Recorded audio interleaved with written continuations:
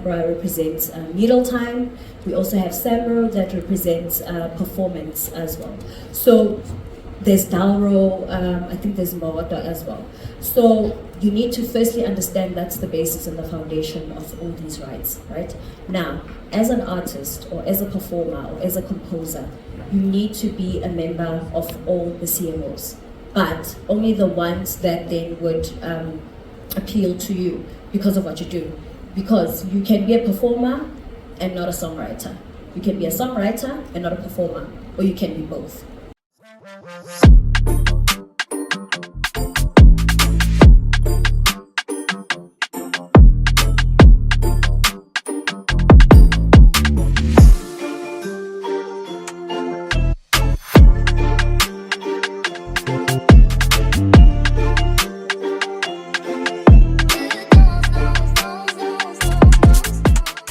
My name is Lerato Matsoso, and I am the head of stakeholder and communications at CAPASO, which stands for Composers, Authors and Publishers Association. So before I go into really what we do, I think it's important to understand, because people hear the word copyright or rights holding, like, yo, law, oh my God, all these jargons, you know what I mean?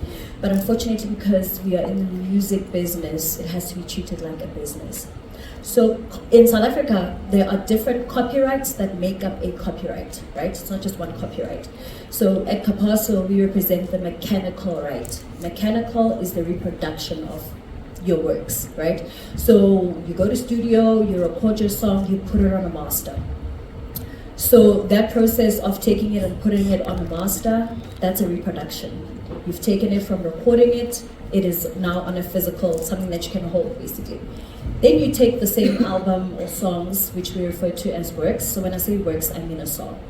You put it on platforms like Spotify, Apple. That song is used on your Netflix. You're asked or you're commissioned to write a title song for or a soundtrack. That is a reproduction. So the moment the song is taken out of where it was created into material form, that is a reproduction. So that's a mechanical right. That's what we then represent. Then obviously Sambra represents needle time. We also have Samro that represents performance as well. So there's Dalro, I think there's Mawata as well. So you need to firstly understand that's the basis and the foundation of all these rights, right? Now, as an artist or as a performer or as a composer, you need to be a member of all the CMOs, but only the ones that then would appeal to you because of what you do. Because you can be a performer and not a songwriter. You can be a songwriter and not a performer, or you can be both. So all the different CMOs that represent that. And if you're both, then get your money for the reproduction or your creation, across all CMOs. So I just wanted us to firstly understand that before, then you understand why all the CMOs exist and how we fit into the ecosystem. And we are all Khmer. We are just here to collect your royalties for you and to ensure that you're compensated for the usage of your works at venues. The moment you are streamed on Spotify, when you put it on YouTube, all of those platforms, it is your right.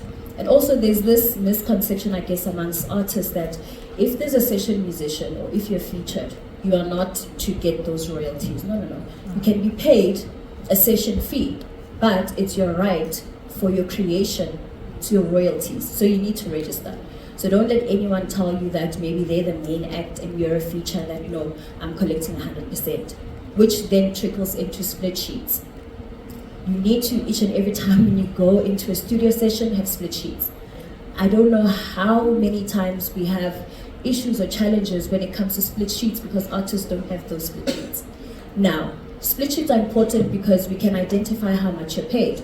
Let's say in a song Lee 4, and you decide 25, you split it up.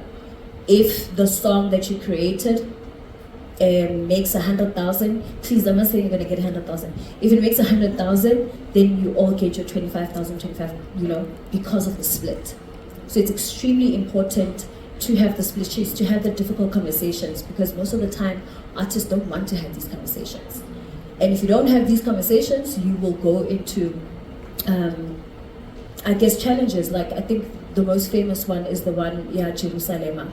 with Nomtebo and Master KG. All because there was no split sheet in place. People went and recorded, they didn't anticipate that the song would be this big. Now it's time to pay out. This one says, no, I own 60%. The other one's like, no, I own 50%. This one's like, no, but I'm, So to avoid things like that, you put everything of yours in place. You make everything, your business, a business. Run it like a business, not a spaza shop, And I think that's where a lot of artists or the South African culture, when it comes to music, where we get it wrong. Right, okay. So now that that's out of the way, at Kapaso, we then collect mechanical royalties. Like I said, the reproduction. We also collect on VOD, that's video on demand. So Netflix, Showmax, anything video that's not mainstream streamed TV, but it's VOD, video on demand. All of those legal platforms, please. So even with music, like I mentioned, your Apples, your Spotify, Deezer, Boomplay, YouTube, Disney, Amazon, TikTok, that's where we collect. Facebook, that's where we collect. Now, don't think just because your song, you put it out on a Facebook or a TikTok because you're testing the market, you don't have ISRC codes, you haven't registered your song, that you're going to get that money. If you sample the song and you have not registered it, and we don't have the data, you are not going to get that song. It's not identified. So you can't come back now, you have a million streams of views, or people have used it and replayed it, but you don't have ISRC codes. So it also then, there's two tiers, the recording side and then the composition side. So the CMOs then fall under the composition side, with RISA being part of the recording side. So you need to understand that. So create your song, get your ISRC codes, register the songs, come to Sampra, come to Kapaso, come to Samro, go to Dauro, go to Imbawato.